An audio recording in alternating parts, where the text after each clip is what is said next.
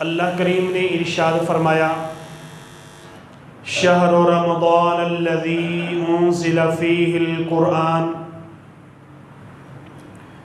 فرمایا کہ رمضان کا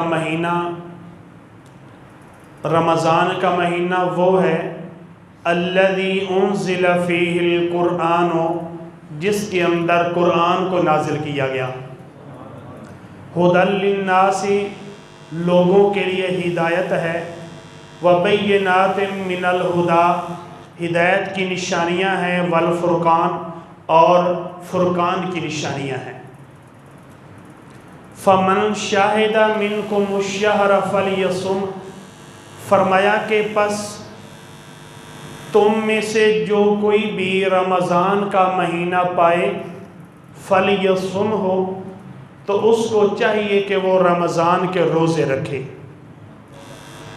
آگے فرمایا وَمَنْ كَانَ مَرِيضًا، وَمَنْ كَانَ مَرِيضًا أَوْ عَلَى سَفَرٍ، تو پھر جو کوئی مریض ہو یا پھر وہ حالت سفر میں ہو، فَعِدَّةٌ مِّنْ أَيَّامٍ أُخَرَ، تو اتنے دن وہ بعد میں روزہ رکھ لے۔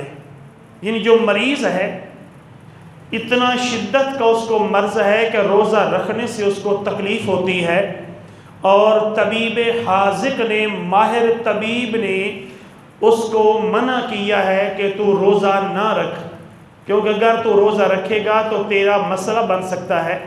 تو اب اس کے لیے شریعت نے پھر اجازت دی ہے کہ وہ ایسا شدید جو حالت میں ہے، مرض جس کا بہت زیادہ ہے، تو اس کو بھی روزہ چھوڑنے کی اجازت ہے۔ لیکن رمضان شریف میں جتنے دن روزہ نہیں رکھے گا اتنے دن، فَعِدَّةٌ مِّنْ أَيَّامٍ أُخَرَ، فرمایا کہ اتنے دن جب ٹھیک ہو جائے تو اتنے روزے پھر وہ بعد میں رکھ لے گا۔ اب یہ کفارہ نہیں کہ اس نے جتنے چھوڑے ہیں ہر روزے کے بدلے میں 60 روزے رکھے گا، ایسا نہیں، جتنے روزے اس نے چھوڑے ہیں اس کو چاہیے کہ اتنے روزے وہ بعد میں اپنے قضا کر لے، کیونکہ روزے کی جو قضا ہوتی ہے، قضا ایک ہی ہوتی ہے لیکن کفارہ پھر 60 ہوتا ہے۔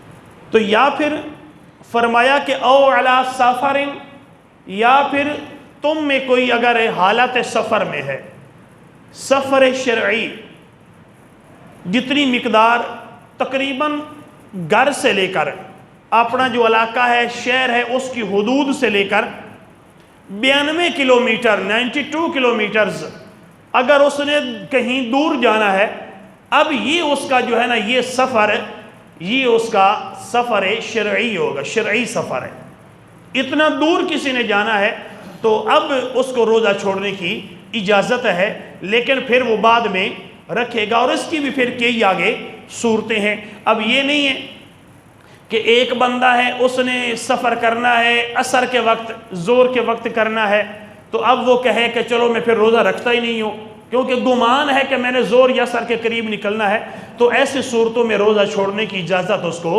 نہیں ملے گی۔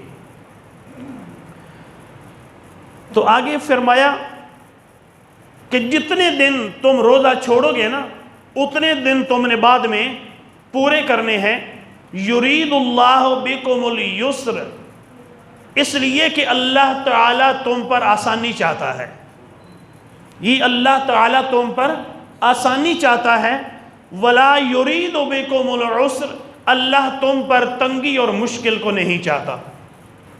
وَلِتُکْمِلُ الْعِدَّةَ، اور یہ جتنے روزے تم نے چھوڑے ہیں یہ بعد میں تم نے رکھنے ہیں۔ کیوں رکھنے ہیں؟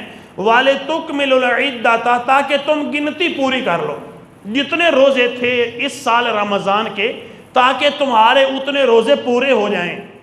وَلِتُكَبِّرُ اللَّهَ عَلَى مَا هَدَاكُمْ، اور تاکہ تم اللہ تعالیٰ کی بڑائی بیان کرو اس چیز پر کہ اللہ نے تمہیں ہدایت دی ہے۔ وَلَعَلَّكُمْ تَشْكُرُونَ، اور تاکہ تم شکر گزار بندے بن جاؤ، تم شکر کرنے والے بن جاؤ۔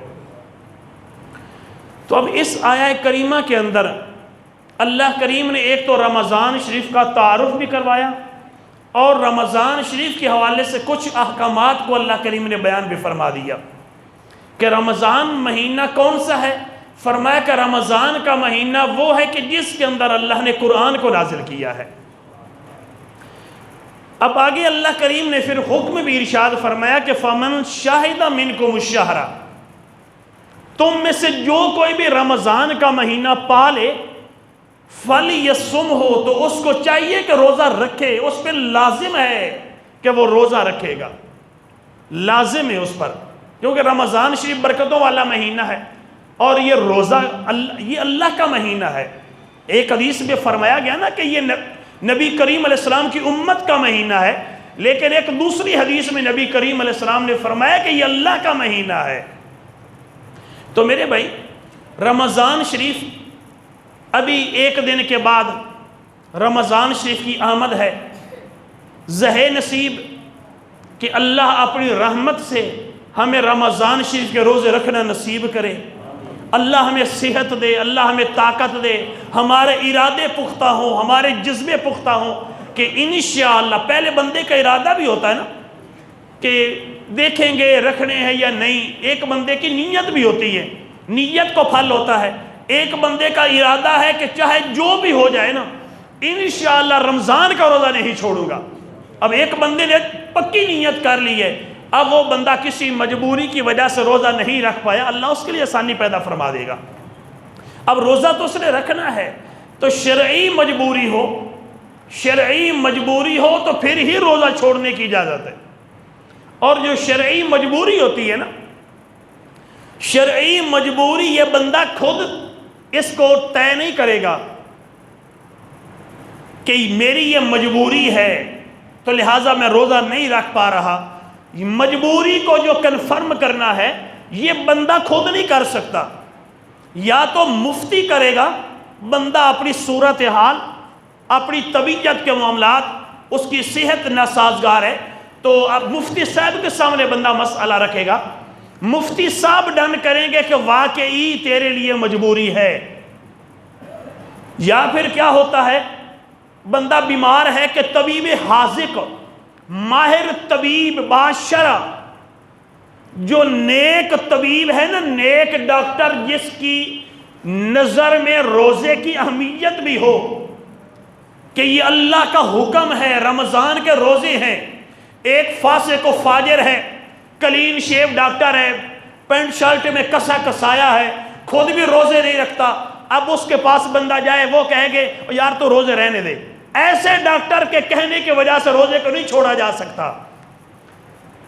باشرہ یعنی جس کو روزے کی اہمیت کا بھی پتہ ہو، طبیب حاذق ماہر طبیب ہو اور فاسق بھی نہ ہو، وہ اگر کہہ دے نا کہ تو روزہ نہ رکھ، اب شریعت اس کو اجازت دے گی۔ تو اس لیے میرے بھائیوں، شرعی مجبوری ہم نے خود طے نہیں کرنی کہ ہماری مجبوری یہ ہے اس لیے میں روزہ نہیں رکھ پا رہا۔ تو رمضان شریف اللہ کرے کہ ہم سب کو روزہ رکھنا نصیب ہو جائے، کیونکہ حدیث پاک کے اندر آتا ہے کہ جب رمضان شریف کی پہلی رات آتی ہے تو پہلی رات سے لے کر آخری رات تک، پہلی رات سے لے کر آخری رات تک ہر دفعہ ہی ایک آسمان پر ایک فرشتہ ندا کرتا رہتا ہے کہ ہے کوئی توبہ کرنے والا کہ اس کی توبہ کو اللہ کریم قبول فرمائے، ہے کوئی بخشش طلب کرنے والا کہ اللہ کریم اس کی مغفرت فرما دے۔ اور پھر یہ بھی وہ ندا کرتا رہتا ہے کہ اے بلائی کا ارادہ کرنے والے ارادے کو پکا کر لے، اے برائی کا ارادہ کرنے والے برائی کے ارادے سے باز آ جا۔ یہ روزانہ رات کو آسمان سے ندا دی جاتی ہے کہ رمضان شریف کے اندر کوئی غلط کام نہ ہونے پائے۔ اور ایک حدیث پاک میں ہے، حضرت سیدنا عبداللہ بن عباس رضی اللہ تعالیٰ عنہ حدیث کے راوی ہیں، آپ فرماتے ہیں کہ حضور نبی دو عالم نور مجسم شفیع معظم صلی اللہ تعالیٰ علیہ وآلہ وسلم نے ارشاد فرمایا کہ بے شک رمضان کے مہینے کے لیے ایک سال سے دوسرے سال تک جنت کو سجایا جاتا ہے۔ یعنی جیسے رمضان شریف کا مہینہ گزرے گا نا تو عید والے دن سے لے کر اگلے سال یکم رمضان تک جنت کو سجایا جاتا ہے. کیوں سجایا جاتا ہے؟ 11 مہینے جنت کی سجاوٹ ہوتی ہے. 11 مہینے اللہ کی طرف سے ڈیکوریٹ کیا جاتا ہے جنت کو. کس لیے کیا جاتا ہے؟ کہ اے جنت تجھے سجایا جا رہا ہے کیونکہ میرا رمضان آ رہا ہے. 11 مہینے رمضان کے استقبال کے لیے ہم تو ہمارے گھروں میں مہمان آنے ہو نا تو ہم اپنے گھر کو سجاتے ہیں. اب ہم میلاد شریف کے اندر نبی کریم علیہ السلام کی آمد پر بازاروں کو، مسجدوں کو، گھروں کو سجاتے ہیں. تو جب رمضان آنا ہے، یہ رمضان اللہ کا مہینہ ہے. جو رمضان ہے یہ اللہ کا مہمان ہے، اللہ کا مہینہ ہے، اللہ کا مہمان ہے. تو جب اس لیے آنا ہوتا ہے تو اللہ تعالیٰ کی طرف سے 11 مہینے لگاتار جنت کو سجایا جاتا ہے. اور پھر جب رمضان شریف آ جاتا ہے 11 مہینے تو رمضان کو سجایا جاتا ہے. اب جب رمضان آ جاتا ہے تو اب نبی کریم علیہ السلام ارشاد فرماتے ہیں کہ جنت کہتی ہے کہ اے اللہ مجھے اس مہینے میں اپنے کچھ نیک بندے عطا کر دے. جنت کہتی ہے کہ یا اللہ مجھے اپنے بندے عطا کر دے، یعنی وہ بندے جو میرے اندر آئیں گے، جو میں جنت میں آ کے رہیں گے، اس رمضان کے مبارک مہینے میں مجھے اپنے نیک بندے عطا کر دے.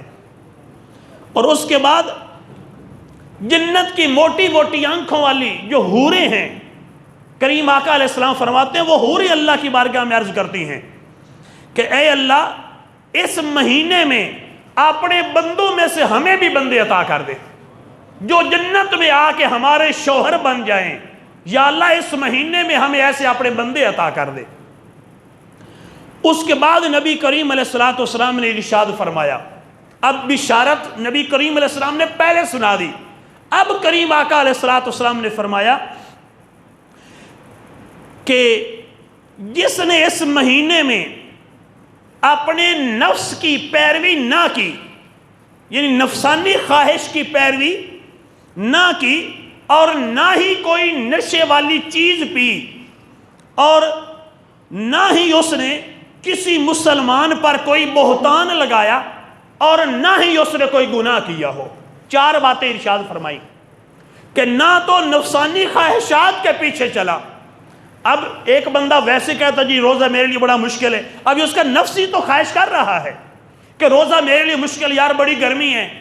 اب جو بندہ اپنے نفس کی خواہش کے پیچھے نہیں چلے گا، اللہ اور اس کے رسول کا حکم سمجھ کر رمضان کا روزہ رکھ لے گا، اللہ کے احکامات کی بجا آوری کرے گا، اور پھر پورے مہینے میں کوئی بھی نشے والی گٹکے ہوں جو نشہ لاتے ہوں، سگریٹ ہے، شراب ہے، چرس ہے، بھنگ ہے، جو بھی نشے والی چیزیں ہیں، جو بھی نشے والی چیزوں سے بچتا رہے گا، کسی بھی مومن پر، حدیث میں مومن کے الفاظ ہیں، کسی بھی مومن پر اس نے بہتان نہ لگایا ہو. بہتان ہوتا ہے مسلمان کے بارے میں وہ بات کرنا جو اس میں نہیں ہے، یعنی غلط بات اس کی طرف منسوب کر دینا. فرمایا کہ جس نے کسی بھی مومن پر بہتان بھی نہ لگایا ہو، اور نہ ہی اس پورے مہینے میں اس نے کوئی گناہ کیا ہو، جس بندے کے اندر بھی یہ 4 باتیں پائی جائیں، نہ تو نفسانی خواہش کی پیروی کی، نہ نشے والی چیز پی، نہ ہی کسی مومن پر بہتان لگایا، اور نہ ہی اس مہینے میں کوئی گناہ کیا، تو کریم آقا علیہ السلام ارشاد فرماتے ہیں کہ اللہ تعالیٰ ایسے بندے کا ہر رات میں 100 حور کے ساتھ اللہ نکاح فرماتا ہے. ہر رات کے بدلے میں، یعنی جب بندہ جنت میں چلا جائے گا، ہر رات کے بدلے میں، رمضان کی ہر رات کے بدلے میں جنت میں اس کو 100 حور عطا کی جائے گی. اب ایک بندے نے زندگی میں کتنے رمضان گزارے ہیں، کتنی راتیں ہی اس نے گزاری ہیں، تو پھر اس کو آپ نے ملٹیپلائی کر لینا. ہر رات کے بدلے میں کریم آقا علیہ السلام نے فرمایا کہ ہر رات کے بدلے میں اس کو 100 حوروں سے اللہ کریم نکاح فرمائے گا. اور پھر جس نے ایسے اچھے طریقے سے رمضان گزار دیا، نبی کریم علیہ السلام فرماتے ہیں کہ اللہ تعالیٰ اس کے لیے جنت میں سونے، چاندی، یاقوت، زبرجد کا ایک ایسا محل بنائے گا اس ایک بندے کے لیے، ایک بندے کے لیے۔ ابھی میں نے جگہ لی تھوڑی سی 3 مرلے، تو مجھے پتا گیا کہ شہروں میں جگہ خریدنی کتنی مشکل ہوتی ہے۔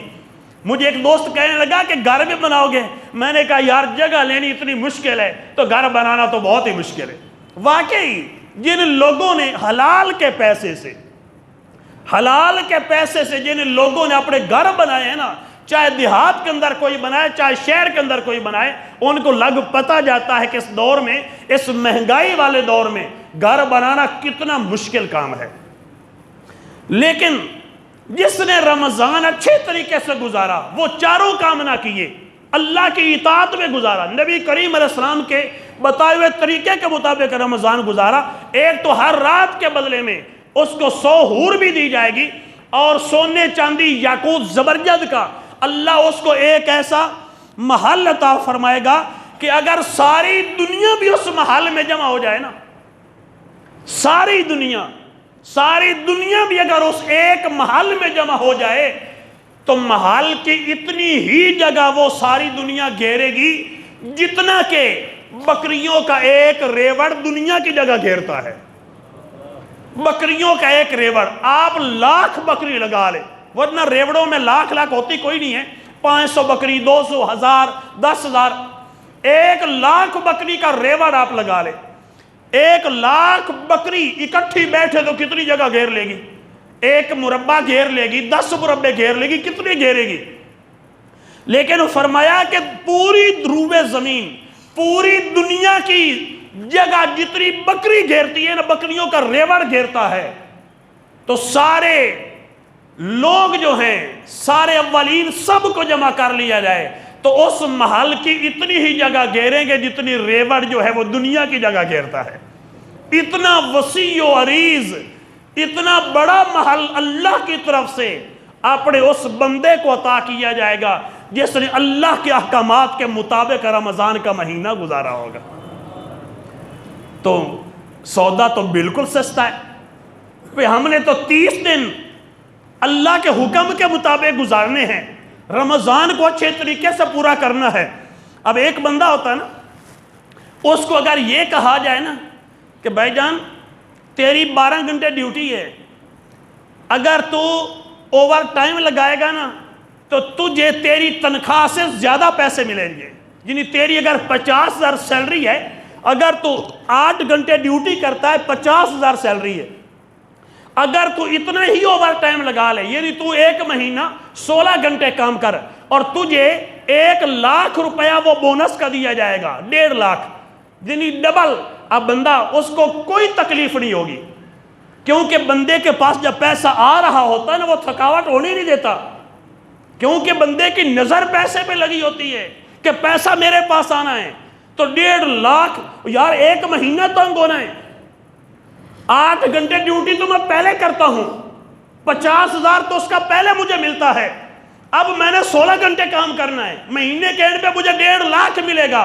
بندہ خوشی سے قبول کرتا ہے، جی میں حاضر ہوں، ایک مہینہ میرا اچھا لگ جائے گا، بچوں کے لیے عیدی کے اور کپڑے تو گھر کے راشن تو سارے معاملات میرے اچھے ہو جائیں گے، سر میں حاضر ہوں۔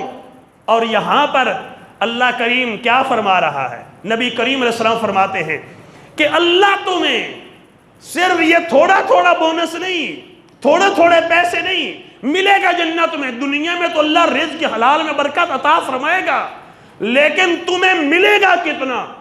صرف 1,00,000 کی بات نہیں، پوری روئے زمین سے بڑا ایک محل تمہیں عطا کیا جائے گا۔ کتنا بڑا اللہ کریم کی طرف سے ایک بونس ہے بندے کے لیے، کتنا اعزاز ہے اس بندے کے لیے جو 30 دن کے روزے رکھتا ہے، راتیں قیام میں گزارتا ہے، 30 دن اللہ اور اس کے رسول کے حکم کے مطابق گزارتا ہے، اللہ کریم اس کو آخرت میں عزت عطا فرما رہا ہے۔ تو میرے بھائی آگے اسی حدیث کے اندر نبی کریم علیہ السلام نے ارشاد فرمایا کہ اگر یہ چاروں کام کسی نے کر لیے، جو نہ کرے اس کو تو یہ انعام ہے۔ اگر کسی نے نفس کی پیروی کی یا نشہ پیا یا اس نے کسی مومن پر بہتان لگایا یا اس نے رمضان میں گناہ کیا، پہلے تو تھا انعام، اب اگر کسی نے ان 4 منع کیے گئے کاموں کو کر لیا تو اب نبی کریم علیہ السلام فرماتے ہیں کہ اب جب اس نے یہ گناہ کر لیے، اللہ کریم اس کے 1 سال کے اعمال کو برباد کر دے گا۔ 1 سال کی نیکیاں اللہ اس کی ضائع فرما دے گا، 1 سال کی نیکیاں۔ اور آگے پھر نبی کریم علیہ السلام نے فرمایا کہ رمضان کے معاملے میں اللہ سے ڈرتے رہو، کیونکہ یہ رمضان اللہ کا مہینہ ہے، اس نے تمہیں 11 مہینے دیے کہ ان 11 مہینوں میں اللہ کی نعمتیں کھاتے رہو، لیکن اس نے 1 مہینہ اپنے لیے کر لیا، اس میں اللہ کی عبادت کرو، اللہ سے ڈرتے رہو۔ 1 مہینہ اللہ نے اپنے لیے رکھ لیا ہے کہ اس میں میرے لیے تم نے کام کرنا۔ 11 مہینے اللہ کی نعمتیں، حلال ہم دن کو کھائیں رات کو کھائیں، حلال کھانے پر تو کوئی پکڑ نہیں، حلال کھانا کھائیں، حرام پر تو پکڑ ہی پکڑ ہے، چاہے کوئی رمضان میں حرام کھائے چاہے کوئی رمضان کے علاوہ حرام کھائے، حرام پہ پکڑ ہے۔ حلال کھانے کا تو اللہ کریم حکم ارشاد فرماتا ہے۔ تو میرے بھائیوں، اب اسی طرح ایک اور حدیث پاک میں آتا ہے، حضرت سیدتنا ام ہانی رضی اللہ تعالی عنہ آپ فرماتی ہیں کہ نبی کریم علیہ السلام نے ارشاد فرمایا کہ میری امت ذلیل اور رسوا نہیں ہوگی جب تک کہ رمضان کا حق ادا کرتی رہے گی۔ کیا فرمایا؟ میری امت ذلیل اور رسوا نہیں ہوگی جب تک کہ رمضان کا حق ادا کرتی رہے گی۔ اب صحابہ کرام نے عرض کیا کہ یا رسول اللہ صلی اللہ علیہ وسلم، رمضان کے حق کو ضائع کریں گے تو پھر امت ذلیل و رسوا ہوگی، اس کا مطلب کیا ہے؟ فرمایا کہ اگر رمضان کا حق ادا کرتی رہے گی امت تو ذلیل نہیں ہوگی۔ مطلب کیا ہے کہ اگر رمضان کا حق ادا نہ کیا تو پھر ذلیل ہوگی۔ تو حضور پھر ذلیل ہونے کا مطلب کیا ہے؟ کہ جو رمضان کا حق ادا نہیں کرتا وہ ذلیل و رسوا ہوگا، اس کا مطلب کیا ہے؟ تو نبی کریم علیہ السلام نے فرمایا کہ حرام کاموں کا کرنا۔ رمضان کا حق ادا نہ کرنے کا مطلب کیا ہے؟ کہ رمضان میں حرام کاموں کا کرنا۔ جس نے رمضان میں حرام کام کیے اس نے رمضان کا حق ضائع کر دیا، اس نے رمضان کا حق ادا نہیں کیا۔ اب کوئی شراب پیے، کوئی زنا کرے، کوئی بازاروں میں چوکوں پہ وقت گزارنے کے لیے جوا کھیلے، بے حیائی کے کاموں میں، فلمیں ڈراموں میں کوئی پڑ جائے، بے حیائی کے مناظر کو دیکھنا شروع کر دے، جو بھی کوئی حرام کام کرے گا گویا کہ وہ رمضان کے حق کو ضائع کر رہا ہے۔ تو جس نے رمضان کے حق کو ضائع کیا اب ہوگا کیا؟ اس کو ذلت اور رسوائی کا سامنا کرنا پڑے گا، اور وہ کیا ہے؟ نبی کریم علیہ السلام نے فرمایا کہ جس نے اس مہینے میں زنا کیا یا شراب پی، جس نے اس مہینے میں زنا کیا یا شراب پی تو اگلے سال کے رمضان آنے تک سارے فرشتے اور اللہ تعالی بھی اس بندے پہ لعنت کرتے رہتے ہیں۔ جس نے رمضان کے مہینے میں زنا کیا یا رمضان کے مہینے میں شراب پی تو پیارے نبی صلی اللہ علیہ وسلم فرماتے ہیں کہ اگلے سال کے رمضان آنے تک سارے آسمانی فرشتے اور اللہ تعالی اس بندے پہ لعنت بھیجتے رہتے ہیں۔ کتنی بڑی وعید ہے! ہمیں ہر لمحے یہ سوچنے کی ضرورت ہے کہ اگر میں نے زنا کر لیا رمضان میں، اگر میں نے شراب پی، تو پیارے نبی صلی اللہ علیہ وسلم کے فرمان کے مطابق 1 سال تک میرے اوپر اللہ کی لعنت آتی رہے گی۔ تو پھر جب اللہ کی لعنت آئے گی تو رحمتیں کہاں سے آئیں گی؟ تو میرے بھائی، اور پھر فرمایا کہ اگر یہ شخص جس نے یہ زنا کیا ہے یا شراب پی ہے رمضان میں، اگر یہ بندہ اگلے رمضان کے آنے سے پہلے پہلے مر گیا نا، تو اس کے پاس کوئی بھی ایسی نیکی نہیں ہوگی جو اس کو جہنم سے بچا سکے۔ جس نے رمضان میں زنا کیا، رمضان میں شراب پی، اگلے سال کے آنے تک، رمضان کے آنے سے پہلے مر گیا، اس کے پاس کوئی ایک نیکی بھی ایسی نہیں ہوگی جو اس کو جہنم سے بچا سکے۔ یہ سرکار علیہ السلام فرماتے ہیں۔ اور پھر نبی کریم علیہ السلام نے وہی فرمایا کہ رمضان کے معاملے میں اللہ سے ڈرتے رہو، کیونکہ جس طرح رمضان میں نیکیاں بڑھا دی جاتی ہیں، اسی طرح گناہوں کا بھی معاملہ ہے۔ اگر نیکیاں بڑھا دی جاتی ہیں نا، تو گناہوں کا معاملہ بھی اسی طرح ہے۔ ایک نیکی اگر 70 گنا ہے، ایک گناہ کرو گے تو گناہ بھی 70 گنا لکھا جائے گا۔ اس لیے میرے بھائی، اللہ سے ڈرتے رہو، اللہ سے ڈرتے رہو۔ ایک بندہ مکے میں جاتا ہے، مکے میں بھی اگر ایک نیکی کوئی کرتا ہے، ایک نیکی 1,00,000 نیکی کے برابر ہے۔ اگر کوئی وہاں پر ایک گناہ کر لیتا ہے، اس کا ایک گناہ 1,00,000 گناہ کے برابر ہے۔ تو اللہ تعالیٰ کی جو حدیں ہوتی ہیں، اللہ کرے کہ ہمارے ذہنوں میں، ہمارے دلوں میں یہ بات بیٹھ جائے کہ میں نیکیاں چاہے تھوڑی بھی کر لوں، لیکن میں اللہ کی نافرمانی نہ کروں، میں اللہ کو ناراض نہ کروں۔ تو اب رمضان شریف سارے سال جنت کو سجایا جاتا ہے، اور ایک حدیث پاک میں آتا ہے کہ نبی کریم صلی اللہ علیہ وآلہ وسلم نے ارشاد فرمایا کہ رمضان کا جو مہینہ ہے،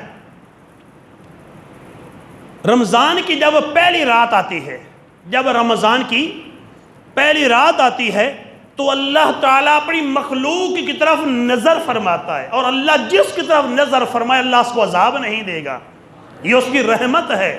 پہلی رات میں اللہ اپنی مخلوق کی طرف نظر رحمت فرماتا ہے۔ اور رمضان کے سارے مہینے میں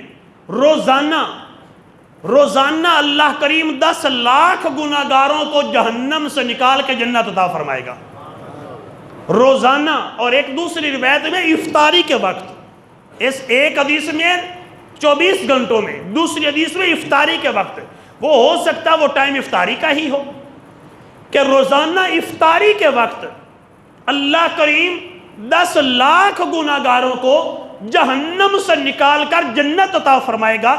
اور پورے رمضان میں جتنے یہ بندے بن جائیں گے، یعنی اگر 29 روزے بنتے ہیں تو 2,90,00,000 بندہ بنا، 2,90,00,000 بندے کو اللہ نے جہنم سے آزاد کیا، رمضان میں جنت عطا فرمائی۔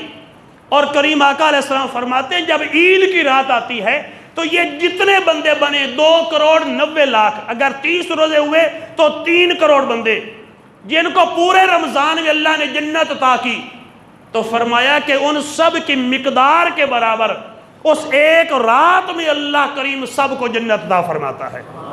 نعرہ تکبیر، نعرہ رسالت، نعرہ تحقیق، نعرہ حیدری، حمائے اہل سنت۔ پھر جب عید کی رات آتی ہے، کریم آقا علیہ السلام فرماتے ہیں جب عید کی رات آتی ہے، فرشتے خوشی کر رہے ہوتے ہیں، اللہ پورے رمضان کے آزاد شدہ لوگوں کی مقدار کے برابر اس ایک رات میں لوگوں کو جہنم سے نجات دیتا ہے، اور فرشتے خوش ہو رہے ہوتے ہیں۔ اللہ پوچھتا ہے اے میرے فرشتوں بتاؤ جو مزدور اپنی مزدوری پوری کر لے اس کی جزا کیا ہے؟ مزدور ہوتا مزدوری کر رہا ہے، جو اس کے ذمہ کام لگا ہے، اگر وہ اپنا کام پورا کر لے تو اس کی جزا کیا ہے؟ فرشتے عرض کرتے ہیں یا اللہ اس کا اجر اس کو پورا دے دیا جائے، یہی اس کی جزا ہے۔ اللہ فرماتا ہے میرے بندوں نے کام پورا کیا ہے، اے فرشتوں تم گواہ ہو جاؤ میں نے اپنے سارے بندوں کو بخش دیا ہے۔ اس رب کی رحمت تو اتنی ہے۔ اور ایک دوسری حدیث پاک میں ہے کہ یہ جو روزانہ 10,00,000 بندے آزاد ہوتے ہیں، جمعے والے دن کے علاوہ کی بات ہے، جمعے والے دن ہر گھڑی میں، اب یہ ہر گھڑی علماء نے اس کی علیحدہ علیحدہ تفسیریں کی. 1 منٹ گھڑی ہوتی ہے یا 1 گھنٹہ گھڑی ہوتی ہے.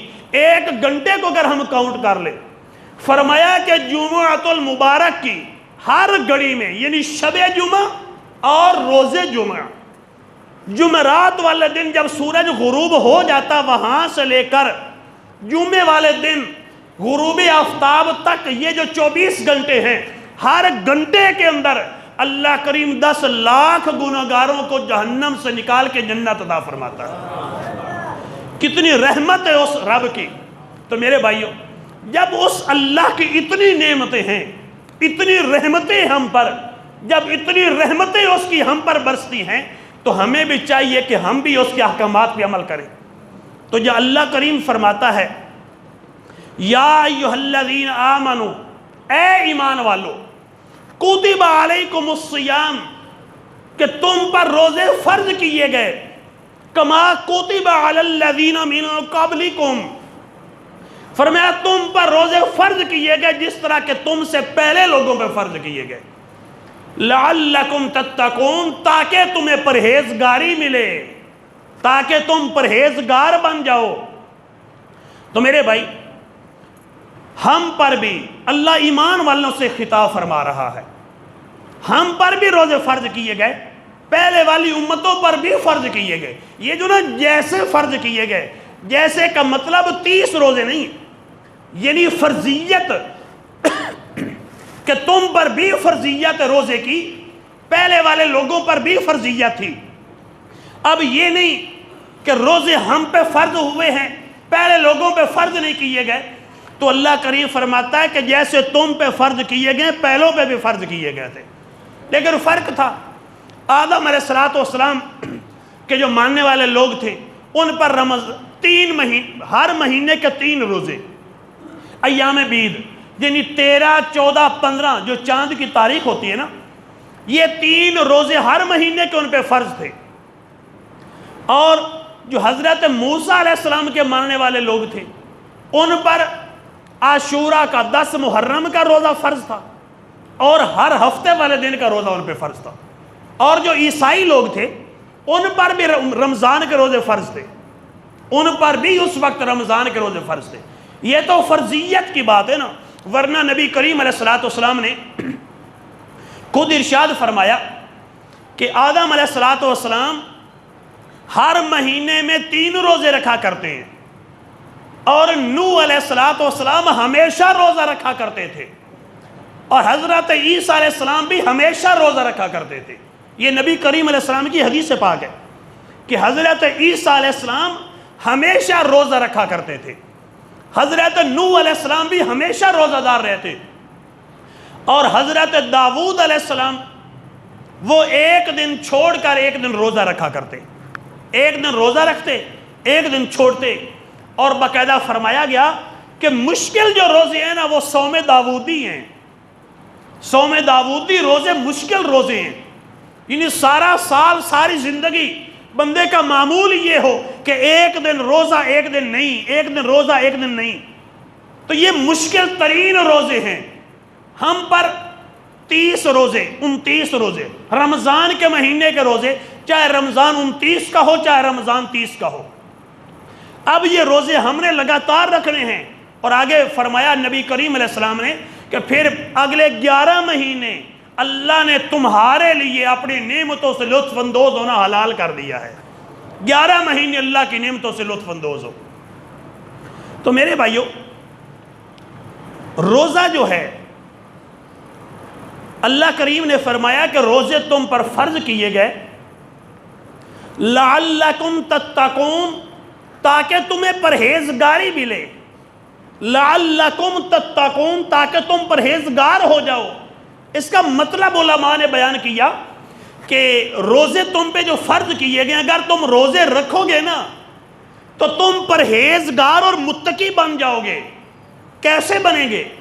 علماء فرماتے ہیں وہ اس طرح کہ جب ایک بندہ پورے مہینے میں روزے رکھ رہا ہے اور سارا دن اس نے حلال چیزیں بھی نہیں کھانی، حلال چیزوں سے اس کو روکا گیا ہے، اب بندہ اپنے نفس کو کنٹرول کر رہا ہے، اس کی نفسانی خواہش تو ہے کہ میں نہ رکھوں، اس کا نفس تو چاہتا ہے کہ ٹھنڈے ٹھنڈے مشروبات ہوتے، لیکن اس نے اپنے نفسانی خواہشات کو اللہ کے حکم کے تابع کر دیا، اللہ کے حکم کے تابع کیا، نفس کی خواہش کے پیچھے نہیں چلا۔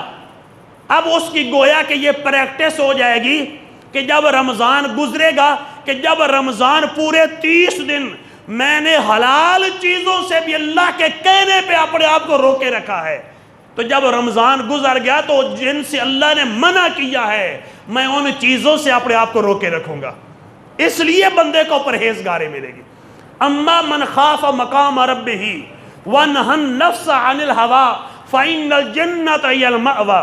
اللہ کریم نے 30ویں پارے میں فرمایا کہ جو اللہ کے سامنے کھڑا ہونے سے ڈر گیا، جو بندہ ڈر جائے کہ مجھے اللہ کی بارگاہ میں کھڑا ہونا پڑے گا، ایک دن میں نے اللہ کی بارگاہ میں جانا ہے، ساری زندگی کا حساب دینا ہے، جو اللہ کے سامنے کھڑا ہونے سے ڈر جائے، وَنَهَى النَّفْسَ عَنِ الْهَوَىٰ، اور اپنے نفس کو اس نے حرام خواہشات سے روک لیا ہے، تو اللہ کریم فرماتا فَإِنَّ الْجَنَّةَ هِيَ الْمَأْوَىٰ، جنت اس کا ٹھکانہ ہے، اللہ اس کو جنت عطا فرمائے گا۔ تو میرے بھائیوں، رمضان شریف کے یہ مبارک ایام ہیں، اللہ ہمیں اچھے طریقے سے گزارنے کی توفیق دے۔ ایک روزہ اگر کوئی رکھ لیتا ہے تو اللہ کریم اس سے راضی ہے۔ رمضان کے سارے روزے فرض کی، ایک نفلی روزہ اگر کوئی رکھتا ہے نا، نفلی روزہ، اللہ اس کو جہنم سے اتنا دور کر دیتا ہے کہ ایک کوا پیدا ہو کر ساری زندگی اڑتا رہے اور مر جائے، ساری زندگی جتنا اس نے سفر طے کیا ہوگا اتنا دور اللہ اس بندے کو رکھے گا جہنم سے، جس نے زندگی میں ایک نفلی روزہ رکھا ہوگا۔ حضور غوث پاک رحمت اللہ تعالیٰ علیہ فرماتے ہیں کہ کوے کی جو عمر ہوتی ہے نا، وہ عموماً 500 سال کی ہوتی ہے، 500 سال۔ تو 500 سال کوے نے جتنا ڈسٹنس ٹریول کیا ہے اتنا دور اس بندے کو رکھا جائے گا جہنم سے جس نے ایک نفلی روزہ رکھا ہے۔ تو جس نے فرض روزہ رکھا ہے اللہ اس کو جزا عطا فرمائے گا۔ اور ایک حدیث پاک میں ہے کہ ہر ایک کو جزا دی جائے گی، ہر ایک کو، اور اللہ فرماتا ہے الا الصوم، سوائے روزے کے، اس لیے کہ ان الصوم لی انا اجزی بہ، فرمایا کہ روزہ میرے لیے، میں ہی اس کی جزا ہوں، روزہ میرے لیے ہے، میں اس کی جزا ہوں۔ یعنی کوئی نماز پڑھتا ہے اس کو جنت ملے گی، کوئی حج کرتا اس کو جنت ملے گی، کوئی زکوٰۃ دیتا اس کو جنت ملے گی۔ فرمایا کہ جو روزہ رکھتا ہے اس کو جنت کا مالک اللہ مل جائے گا۔ انا اجزی بہ، روزہ میرے لیے ہے اور میں ہی روزے کی جزا ہوں۔ علماء نے 2 تفسیریں بیان کی، ایک تو یہ کہ روزے کی جزا خصوصی میں عطا فرماؤں گا، یہ مطلب ہے کہ میں اس کی جزا دوں گا، اور دوسرا مطلب یہ ہے کہ روزہ میرے لیے ہے اور اس روزے کا بدلہ میں خود ہوں، کہ جو روزہ رکھے گا اس کو میں مل جاؤں گا۔ تو میرے بھائیوں، روزہ پرہیزگاری کے لیے ہے، تقوی کے لیے۔ اور ایک حدیث پاک میں، اب یہ حدیث پاک سنیں، نبی کریم علیہ السلام نے فرمایا سومو تصحو، فرمایا سومو تصحو، فرمایا روزے رکھو تمہیں صحت یاب ہو، تمہیں صحت ملے گی، روزے رکھو تمہیں اللہ صحت دے گا، روزے رکھو تم صحت یاب ہو جاؤ گے۔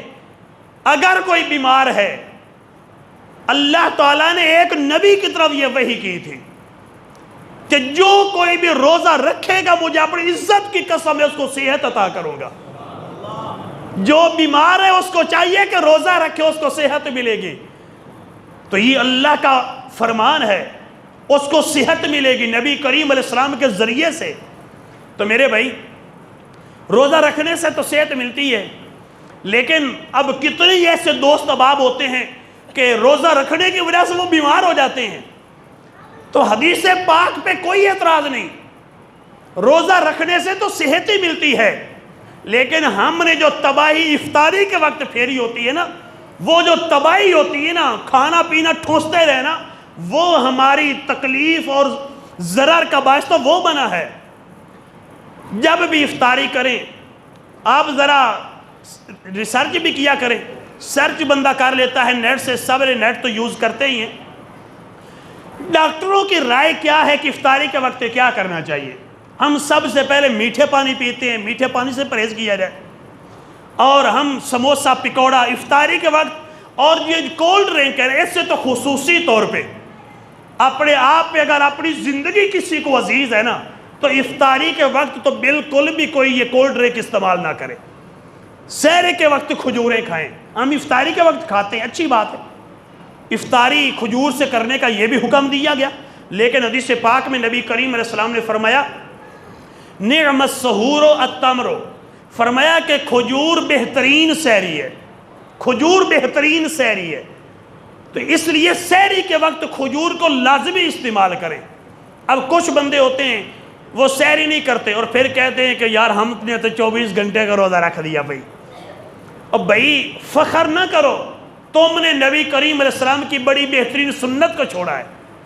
سحری کرنا نبی کریم علیہ السلام کی بہترین سنت ہے، اگرچہ تم پانی ہی پی لیتے، 1 2 3 کھجوریں ہی کھا لیتے، طاقت میں 1 3 5 کھجوریں کھا لیتے، سحری لازمی کریں، سحری کو نہیں چھوڑنا چاہیے۔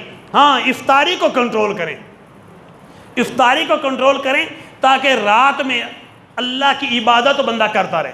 اگر افطاری میں جتنا زیادہ کھانا کھایا جائے گا جسم اتنا کمزور ہوگا، کیونکہ یہ تجربہ شدہ بات ہے کہ جو زیادہ پانی پیتا ہے اس کو نیند زیادہ آتی ہے، جو زیادہ پیے گا اس کو نیند زیادہ آئے گی۔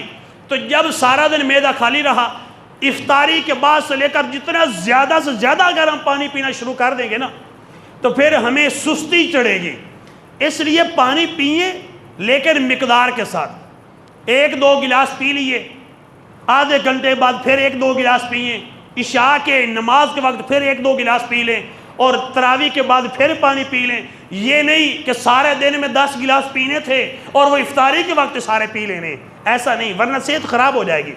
نبی کریم علیہ السلام کا فرمان تو حق ہے کہ سومو تسیحو، روزہ رکھو تمہیں صحت ملے گی، لیکن اگر ہم بے احتیاطی کریں گے نا تو پھر ہماری جو صحت ہے وہ خراب ہو سکتی ہے، وہ ہمارے اپنے ہاتھوں کی وجہ سے ہے، ہم نے خود گویا کہ اپنے آپ پہ ظلم کیا ہے۔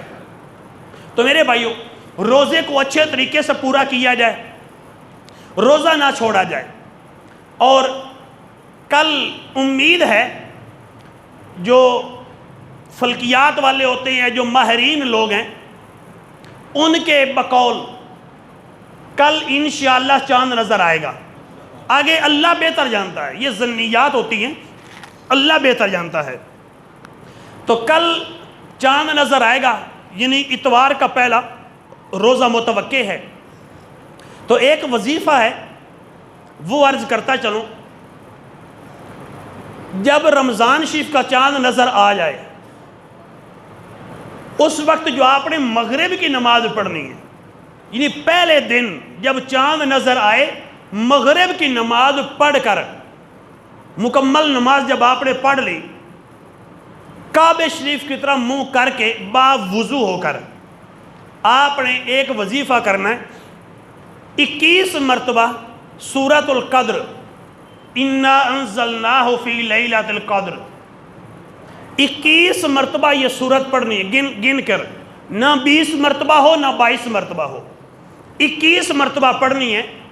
اس سے پہلے 3 مرتبہ درود پاک اور بعد میں بھی 3 مرتبہ درود پاک، 21 مرتبہ سورہ قدر۔ قرآن پاک دیکھ لیجئے گا موبائل میں، قرآن پاک کو وہاں سے نکال لیجئے، جس کو منہ زبانی آتی منہ زبانی پڑھ لے، قرآن پاک سے دیکھ کر 30ویں پارے کے آخر پارے، انا انزلناہ فی لیلۃ القدر، ساری سورت 21 مرتبہ پڑھنی ہے، ہر مرتبہ بسم اللہ شریف پڑھ کے سورت 21 مرتبہ پڑھنی ہے۔ اس کے بعد آپ نے دعا مانگنی ہے کہ یا اللہ مجھے حلال رزق کثیر عطا فرما، اپنے غیب کے خزانوں سے مجھے مالا مال کر دے، مجھے اپنی ذات کے علاوہ کسی کا محتاج نہ فرما۔ علماء فرماتے ہیں کہ جو یہ وظیفہ کرے گا نا، جتنا اونچائی پر پہاڑ سے پانی کو پھینکا جائے تو کتنا تیزی سے نیچے آتا ہے نا، اتنا تیزی سے اس بندے کی طرف رزق حلال آئے گا، یعنی اس کے رزق میں اتنی کثرت سے کشادگی ہوگی جو یہ وظیفہ کرے گا۔ آگے برکت دینے والی ذات اللہ کی ہے، اللہ کی رحمت پہ امید ہونی چاہیے۔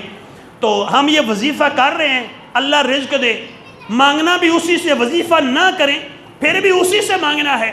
یہ اللہ کا قرآن پڑھ کے ہم دعا کر رہے ہیں، یا اللہ تیرا کلام ہے، ایک وظیفہ ہے، یہ کیا ہے تو یا اللہ اس کے صدقے رزق عطا فرما دے۔